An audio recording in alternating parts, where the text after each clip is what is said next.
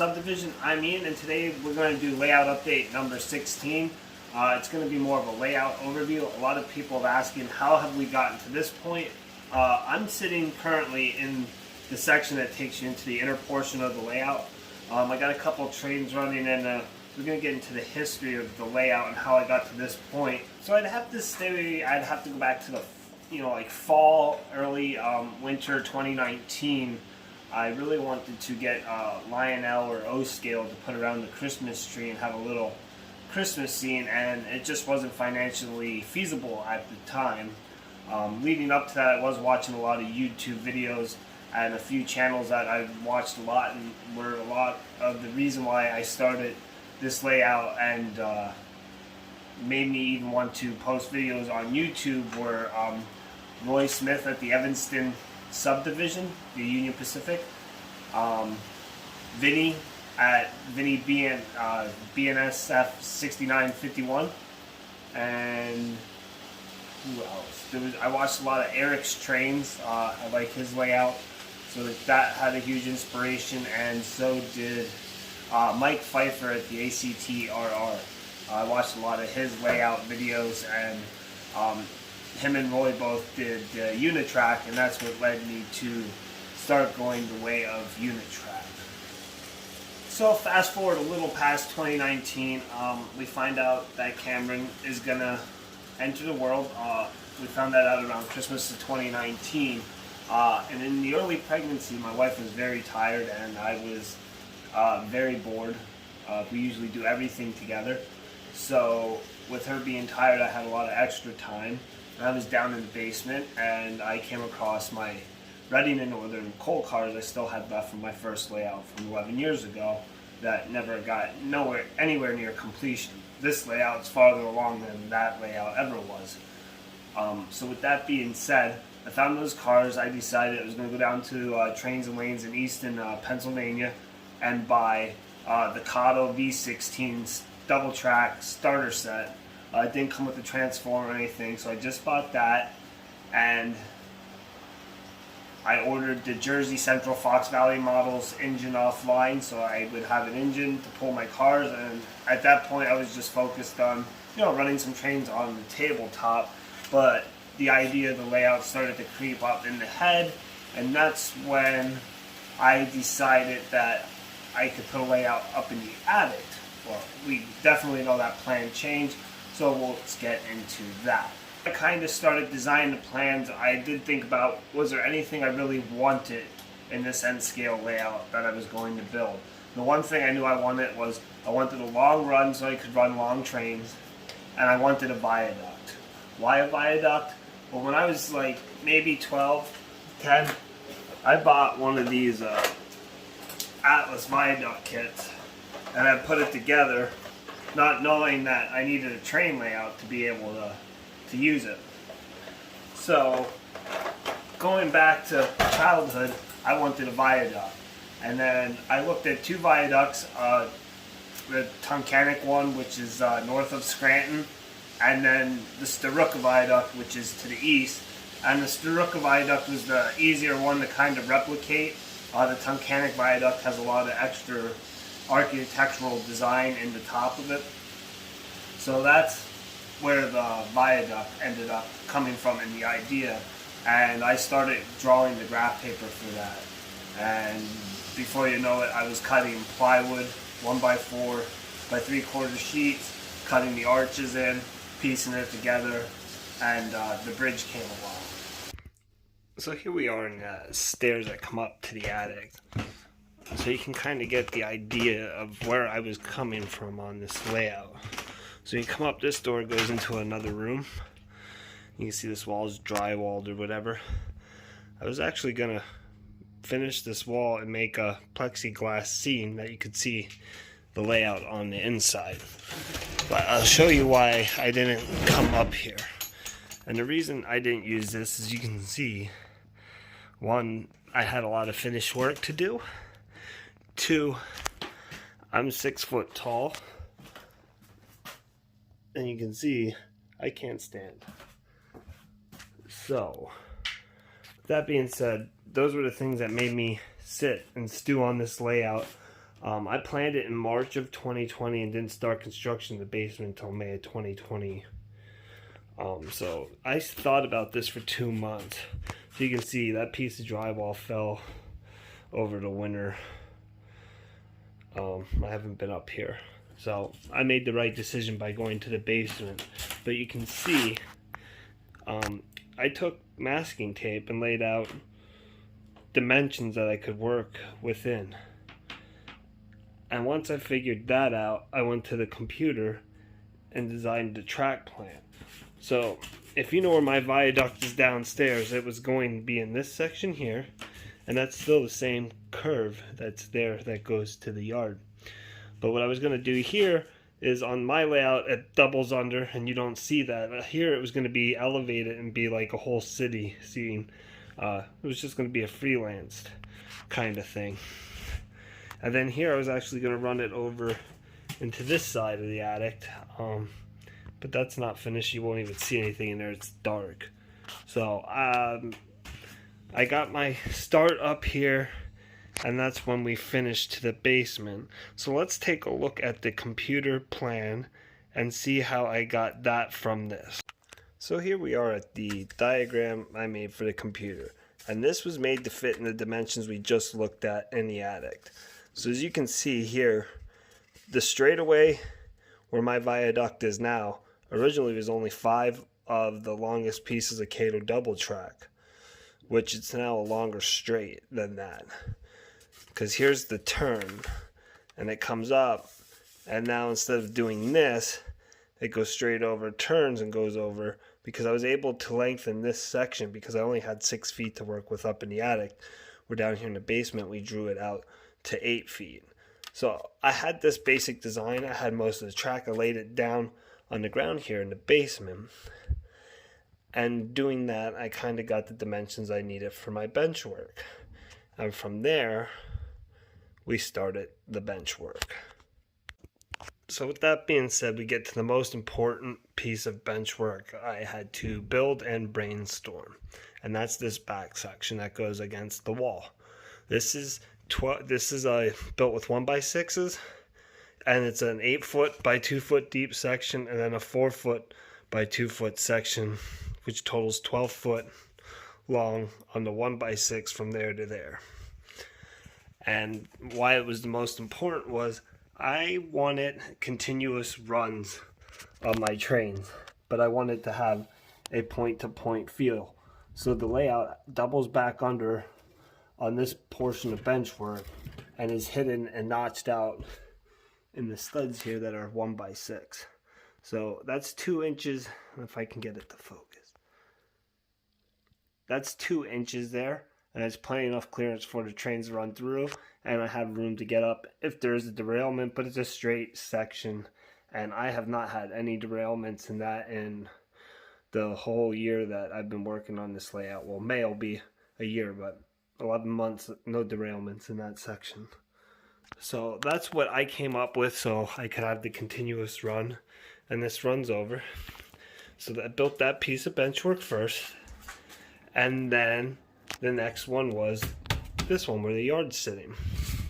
So if you come underneath, this section's 2.5 feet wide by 8 foot long, and then I added 6 inches to the end out there. It's all 1x4, the rest of the layout. I only used the 1x6 on that section because of the notch out. So you can see this piece was next, and that's where the tracks come out of the hidden staging in the 1x6s and run up.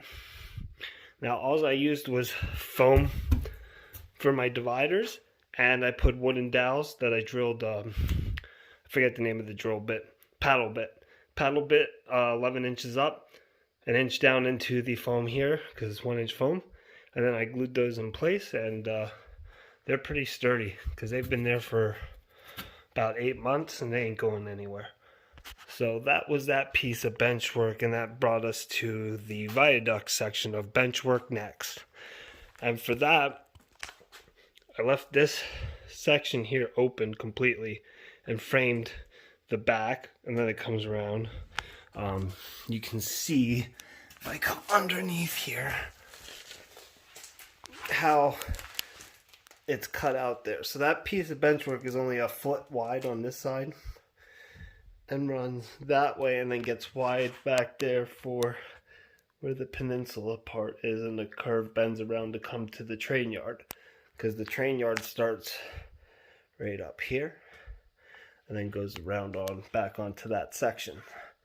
So it's just giving you an idea. Most of the layout's not on much of an area, but I maximized it by putting the dividers in to give it the looks of a decent run. So back here to the viaduct, if you've noticed, throwing pictures in of showing process along the way of different times of the layout construction. But I put the bridge in and screwed it in between those two studs then, and then I had laid the track all the way around this section.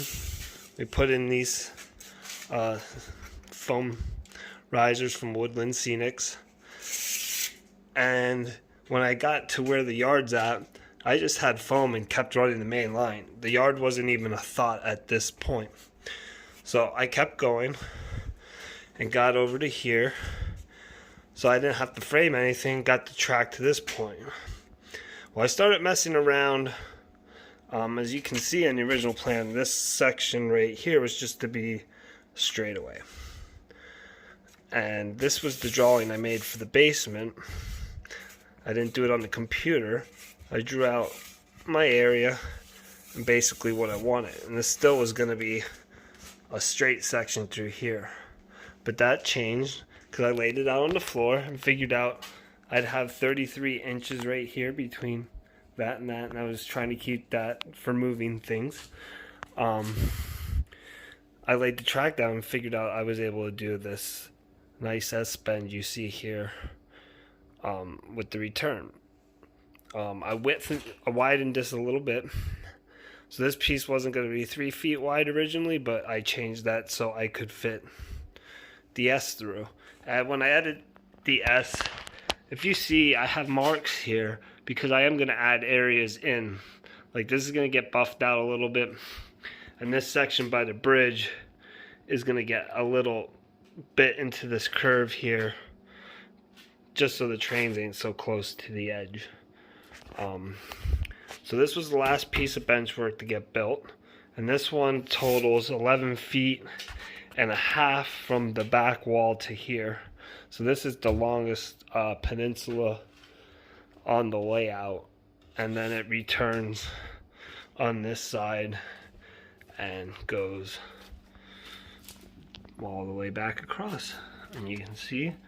So really it's not that intricate. It was simple bench work to build, and then using the dividers split the layout and gave me basically double the running footage and gives you a lot more different scenes you could create, so you're not seeing the tracks on both sides of this like you can here, but it gives you that ability to stand here and see 2 trains coming up each side, which is a pretty cool effect. So that is basically the history on the bench work and how we got to here. So let's take a look at the layout from the top all the way around now that I showed you the bench work. So as you come down the steps, you can see I'd like to clean all this up eventually, make it look nice down here in the layout room. There was water damage. This window's leaking, so I want to replace these because they had stuff with insulation anyway, and I can get some natural light coming in here. So that's one project I would like to accomplish this summer on the train room itself. So as you turn to the right off the stairs, this is the first view you get of the train layout. So you can almost see all the way into the inside there, and then you can see the Lehigh Gorge that's right in front of us, and the viaduct's off there in the distance, and then it goes back over there. So we're going to go over and start on that side of the layout. So that's where the trains come out, or they go back to start the trip on the other side of the layout again, as the Susquehanna goes with the Erie heavyweight cars. The track then goes up along this section, which I have nothing planned for this section, from this curve that way, because if you step back and we go this way with the camera, I have a lot of room over there. The freezer's getting removed. I'm going to work on getting this bench out of here and opening it up, but an expansion over there will be down the road thing. So I have no plans for this area, and that brings us out to the 4-foot span of the viaduct over the valley there. And like I said earlier, the viaduct was inspired by Staruka, PA, the Staruka Viaduct in Lanesboro, PA. And then as we move along, it comes out around this curve, and it comes into the inner portion of the layout, which this is meant, there's no spot in here that's less than 28 inches wide. And then right here it hits 28 inches from there to there again. But we're following the track around, and we come up to the train yard, and this is where some changes have been done since the last layout update. I did pick up 2 more switches over here, finishing the ladder for the 8 tracks. So I figured with this yard, the first 2 are your mains that go through. The second 2 tracks could be like receiving and outgoing trains, and then the last 4 tracks could be for moving cars around and using them to build the trains for the other 2 tracks. So that's what the 8 tracks look like from above, and then through the curve. And then there is the yard ladder as it stands.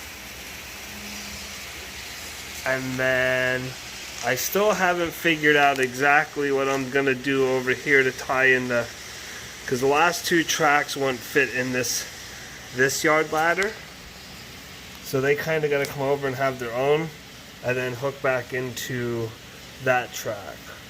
So I have to figure out what I want to do over here, and I don't know, maybe do I put a car repair facility on this end of the yard to add some detail, or an engine shop, or maybe I do the engine shop over on this side. I'm, up in the air on that, but the yard is pretty much plumbed in. And then the one thing I do need to do is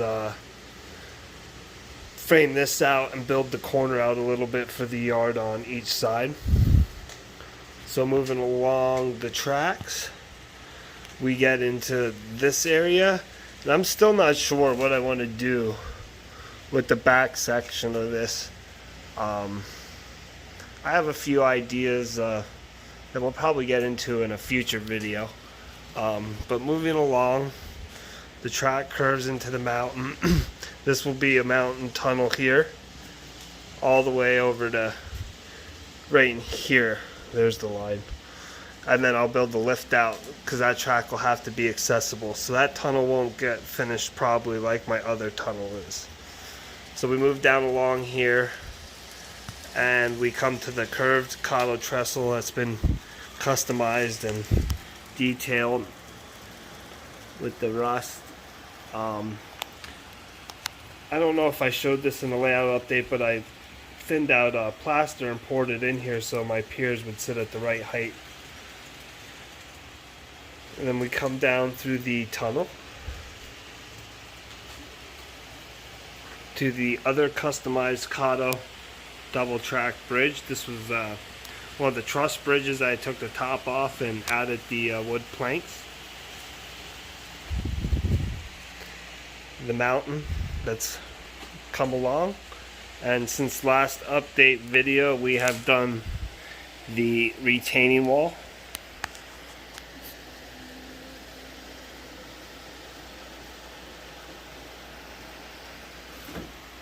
And then that takes us over to this side, which is going to be a continuation of the Lehigh Gorge. And eventually I could add on to the layout that way.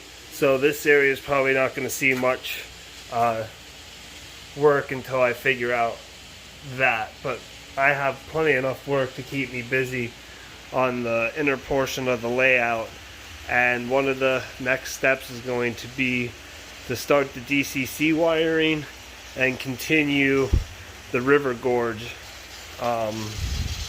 Before I fasten the track in place, I'd like to pour the river because it would be easier with that bridge out to pour the river.